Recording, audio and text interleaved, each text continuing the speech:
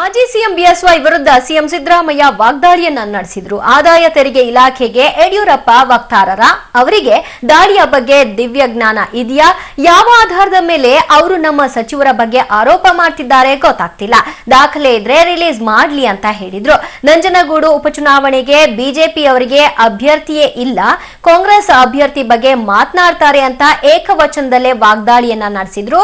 JDS ಅಧಿಕಾರಕ್ಕೆ ಬರೋದಿಲ್ಲ, ನಾವೆಲ್ಲ ಇದ್ದಾಗಲೇ ಅಧಿಕಾರಕ್ಕೆ ಬರೆದವರು ಈಗ ಸ್ವಂತ ಶಕ್ತಿಯಿಂದ ಅಧಿಕಾರಕ್ಕೆ ಬರ್ತಾರಾ ಅಂತಾನು ಗೌಡ್ರ ವಿರುದ್ಧ ಗುಡುಗಿದ್ದಾರೆ. ಯಡಿಯೂರಪ್ಪನವರಿಗೆ ಸ್ವಲ್ಪ ಅವರು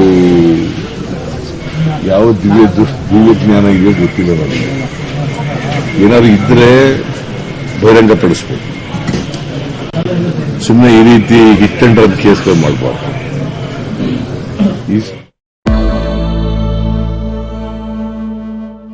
ಮೋದಿಗೆ ಸಹಾರಾ ಸಂಸ್ಥೆಯಿಂದ 40 ಕೋಟಿ ಹಾಗೂ ಬಿರ್ಲಾ ಸಂಸ್ಥೆಯಿಂದ 12 ಕೋಟಿ ಕಿಕ್ ಬ್ಯಾಕ್ ಸಿಕ್ಕಿದೆ ಅನ್ನೋ ಆರೋಪದ ದಾಖಲೆಗಳನ್ನು ಇವತ್ತು ರಾಹುಲ್ ಗಾಂಧಿ ತಮ್ಮ ಟ್ವಿಟರ್ ಖಾತೆಯಲ್ಲಿ ಹಂಚಿಕೊಂಡಿದ್ದಾರೆ. ಇನ್ನು ನಿನ್ನೆ ರಾಹುಲ್ ಆರೋಪಕ್ಕೆ ಇವತ್ತು ಸ್ವಕ್ಷೇತ್ರ ವಾರಣಾಸಿಯಲ್ಲಿ ಪ್ರಧಾನಿ ಮೋದಿ ತಿರುಗೇಟು ಕೊಟ್ಟರು. ಮೊದಲಿಗೆ ಒಂದು ಬ್ರೇಕಿಂಗ್ ನ್ಯೂಸ್ ಇದೆ. ರಾಜ್ಯ ಸರ್ಕಾರ ಬಿದ್ದು ಹೋಗುತ್ತೆ, 3 ಸಚಿವರು ರಾಜೀನಾಮೆಯನ್ನ ಕೊಡ್ತಾರೆ ಅಂತ ಯಡಿಯೂರಪ್ಪನವರು ಹೇಳ್ತಾನೆ ಇದ್ರು. ಆದ್ರೆ ಇದುವರೆಗೂ ಕೂಡ ಆ ವಿಷಯಕ್ಕೆ ಸಂಬಂಧಪಟ್ಟಂತೆ ಯಾವುದೇ ದಾಖಲೆಗಳನ್ನು ಅವರು ಬಿಡುಗಡೆ ಮಾಡಿಲ್ಲ.